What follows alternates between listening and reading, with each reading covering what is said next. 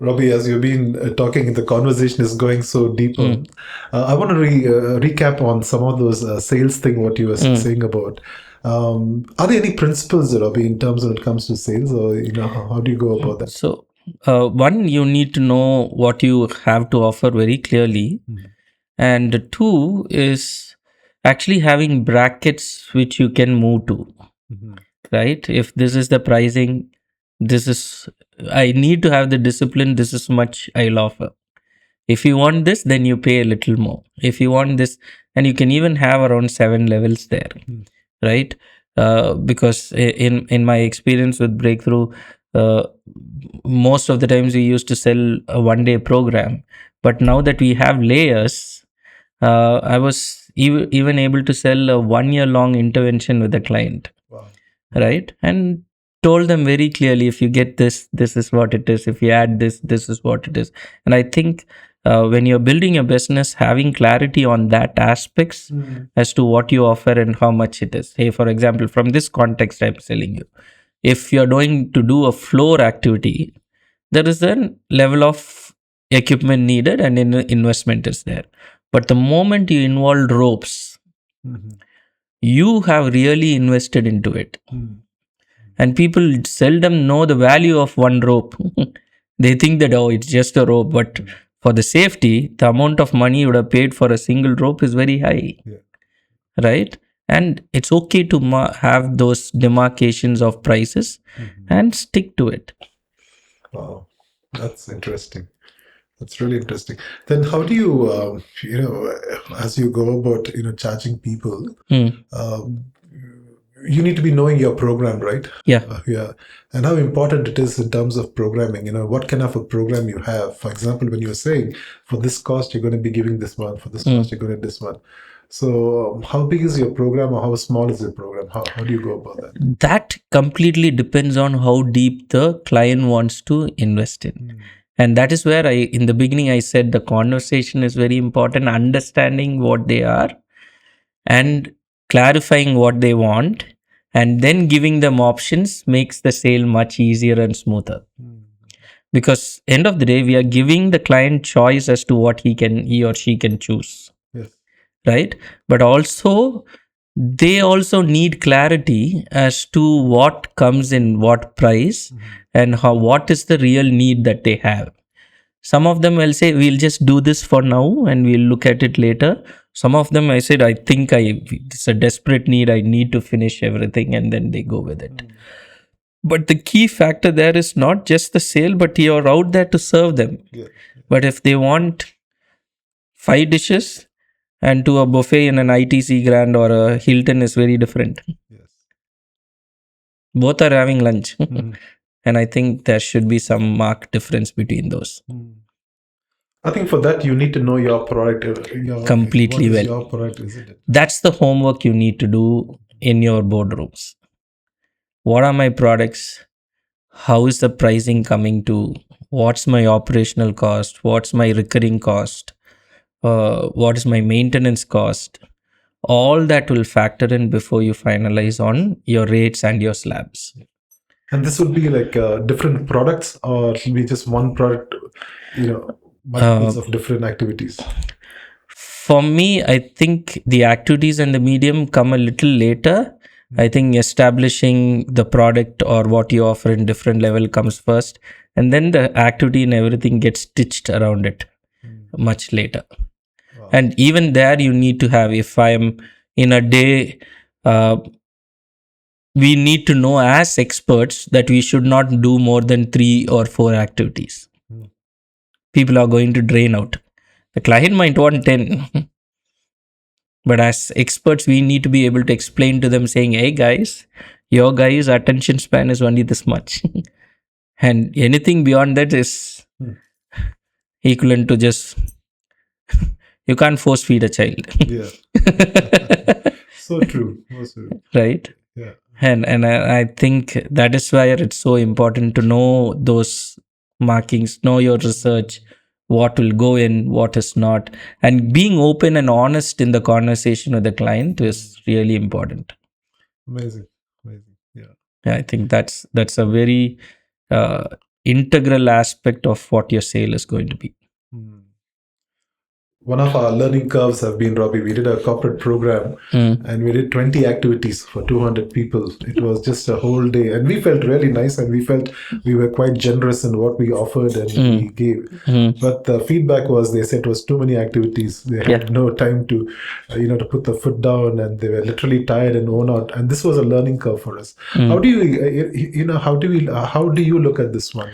So I think that part comes with experience. We all have our learning curves, and we should have experimented with different types. And here is where documentation comes into play, right? Say, what happens if Robbie leaves? Does somebody else can see what happened with that client and know this was the feedback which came in, right? And also talking about that program after the program and say, okay, from now on, when we offer to the client, knowing that this is the feedback, we'll tell them this is why we will only offer this. Wow. Right?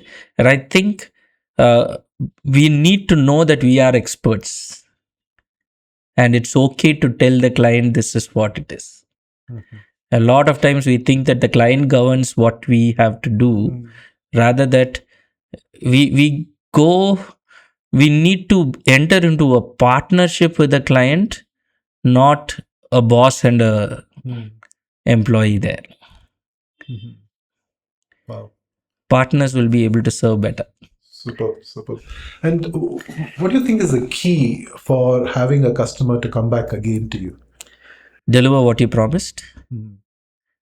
For us, from Breakthrough's experience, is not just the program, but how they feel the entire day.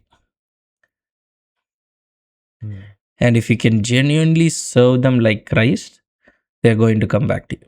I think sale is secondary there. And if you can maintain relationship, that is what most of the world works on, a return on investment, ROI. I think we should work on ROR, which is return on relationships. Beautiful. Yeah. And I think a Christian life is also all about the relationship. A lot of people think that Christianity is a religion, but no, it's purely a relationship between you and Christ. That's true. Yeah. And I think our sale also should follow the principle of return on relationship rather than return on investments. Yeah. Super. Robbie, I just love the fact that when you talk about God and when you talk about Christ, how we are serving in the corporate world, which sometimes the church ministry doesn't understand. They think ministry is all about church and missions and all those things. But being in the secular world and serving Christ, this is what it means. And which is just beautiful in terms of what you are sharing. Do you want to shed some light on that in serving Christ in the secular world? Okay, for me, churches are important, and as Christians, we need to fellowship in church. But churches is not how Christianity grow. And for us, if we want to reach more souls for Christ to come, then the church has to be in the marketplace, not in one place. Right? So for me, I won't say church for me is just a meeting place for our fellow Christians to commune, encourage each other, listen to His word, and enhance ourselves so that we can be there. Jesus said, no, I think I will break down the temple in 3 days and rebuild it. Yeah. You are the church. Yeah. Wow. And I think that is so important for people to know. And sometimes when we come out of the church, we don't behave like a church in the corporate office. We don't behave like the temple of God. We compromise. We have different standards. And I think being out in the corporate world and being a church there is more important than saying ministry is only with the church. So good. So, and I think working wherever you are, be it the church or in an office, if we can have the same values, the same mindset, and the same love for Christ, and show love to others as well, follow his second commandment, I think that will be great. Awesome. Robbie, it's so beautiful. In the little time which we have, I have a couple of more questions. One question would be, one of my friends had asked, if there was someone starting out new, fresh, what advice would you give him, like, building a brand, building an organization, or just going forward with it? So, one, definitely ask of God what he wants to do, right?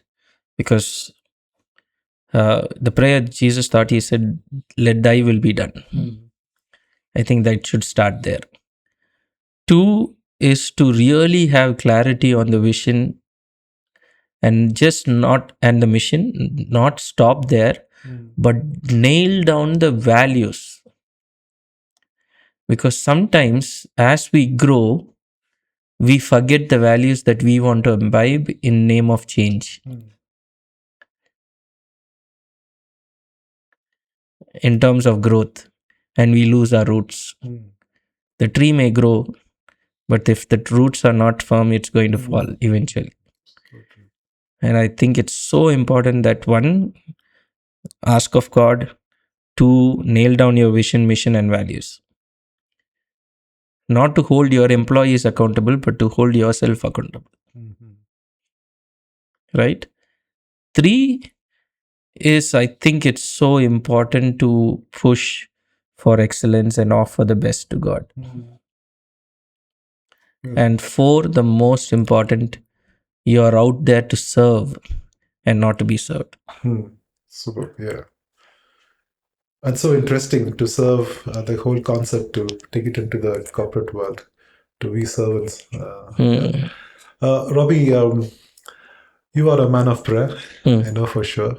And I know Breakthrough, one of the biggest pillars is prayer, their prayer life. Would you like to share a little bit of light on that, how prayer is fundamental to all that what we do?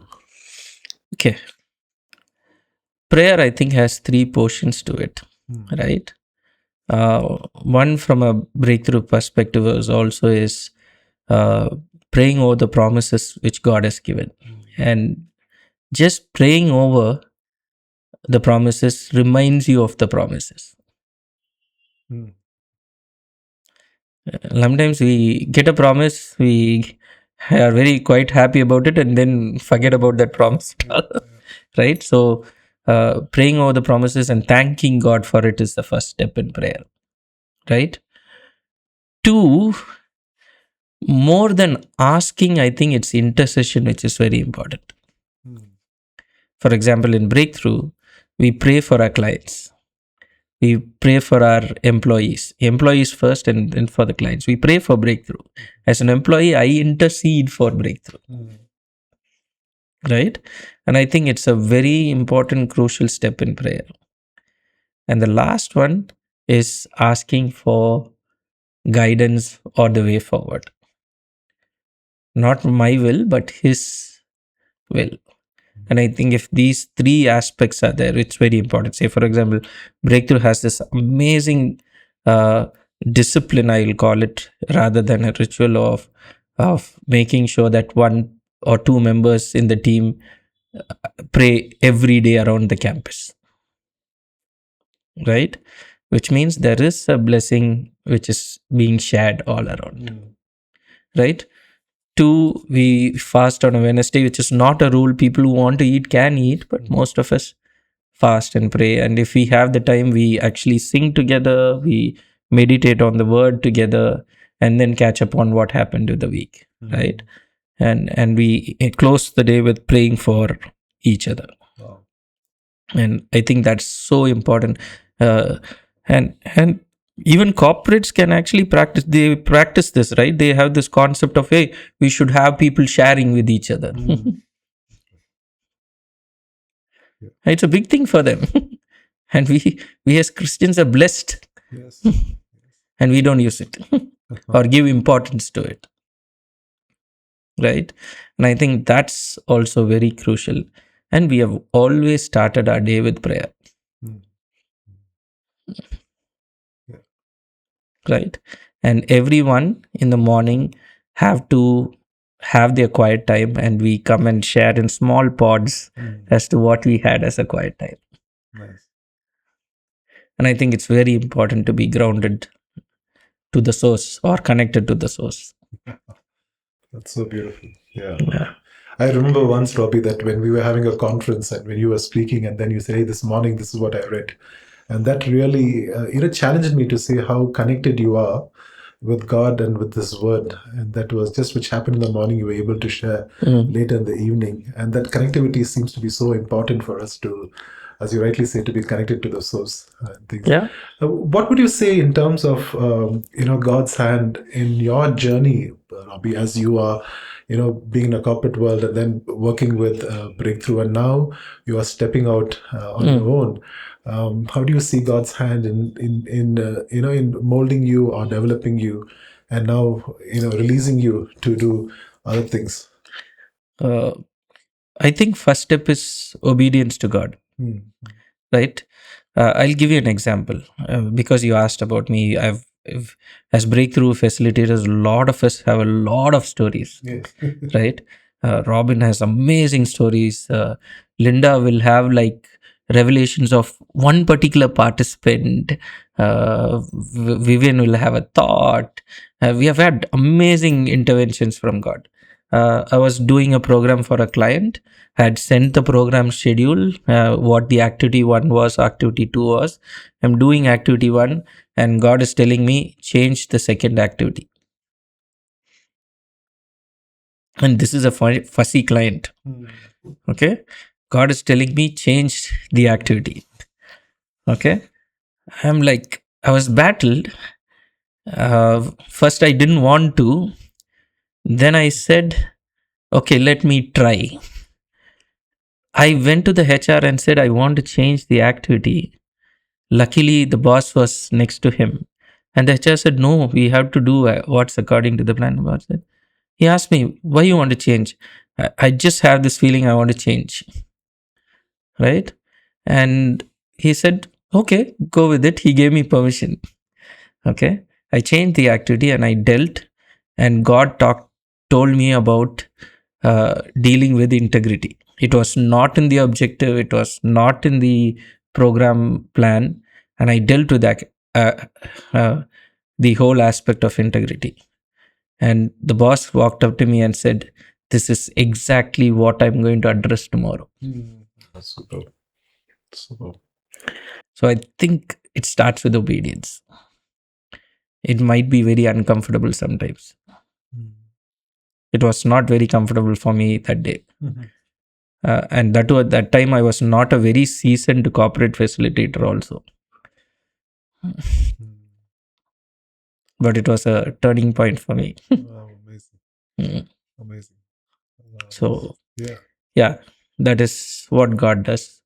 And also, listening to God, why it's so important is we feel that we are not equipped sometimes. Hmm. And we see the corporates or the church team sometimes to know more than us. Hmm. But the moment you connect with God, He is more than anybody else. Hmm. That's right. That's right. And I think that gives confidence in the program. Super. I think that is where God comes into play. Mm. Awesome. Awesome. Now, there's one area which I've not really touched. I wish we had some more time. Mm. The whole aspect of team. It's. I'm sure you can talk about team for hours. I think. Can you just shed a little bit light on how important it is to have a team? If you don't spend time with your team,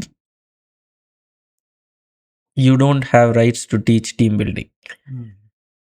That's beautiful. right? If you don't spend time with your team members, you won't able to understand or have the conversations which are happening in their place. And I think that is so important. 2, in terms of teams, I think we should hire for culture, chemistry, character, and of course, first one would be Christ, their relationship with Christ, rather than just competency. If I've had a hiring plan, it always has been in this order: Christ first, second one is whether they have the right character, third one is whether they have the right chemistry with my team, 4, whether they will fit into my culture or grow into my culture, and finally the last one is competency. A lot of times we hire the other way around, That's right. That's right. That's right. because if culture is lost, the entire organization or vision is lost. You might not lose the organization, but you'll lose your vision. Oh, that's beautiful. That's so beautiful. Robbie, in your journey now, as you are spreading out, what are some things that you are looking forward for? For me, right now is a step of obedience. I loved working with Breakthrough. uh, uh, Still love, but it was a call which I had to answer. And I think anyone who wants to start, if the calling is clear, you obey, don't delay. Right? And in terms of the vision, for me, I think it is so important that we as Christians start and give a platform for people to be in the corporate world in a Christian setup. Yes. Right? Who would have thought CMC Vellore, which went around as a cart, will become a big hospital like this and impact so many people? Right? And I think as Christians, all of us have to be bold and start and create the space for Christ's love to be shared and for blessing the employees that you have and then impact the community. Well, I'm going to dream with you, Robbie, for bigger dreams and for bolder prayers and for bold answering of prayers.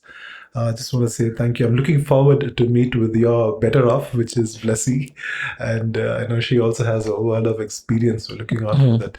As we are closing, what's the one word of advice that you would give in our Christian context to our for the many campsites which we have in India, and we're aspiring to become even to cater for the corporates. What's one word of advice that you would give? One, exist to serve God. Yeah. I said, please God, exist to serve people and never ever compromise on quality, especially even in how much you are willing to pay for your employees. When the corporate world can pay so much, when we have an eternal Father who can provide so much, we should be also paying so much.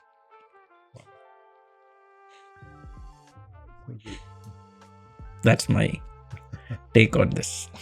That's so good. That's also a big step of faith. And Abhi, thank you so much for being with us in our TED Talk. It has been an absolute pleasure and a privilege having you. And I'm looking forward to having more conversations. And thank you for your willingness also to step forward to train people. I know you're a great trainer and a teacher. And now since you're saying you have some time now, we could train people. So I hope people will, reach out to you and invite you to train their staff. And to have conversations with you is so learning, and I have learned so much in just talking with you. So thank you, and thank you for being yourself. Thank you, Rajana. For me, you were one of my gurus, and to share a platform like this, amazing. And whoever wants to reach out, please reach out. I'm very open and happy to actually share. Thank you, Ravi. Yeah. Thank you so much. Wow.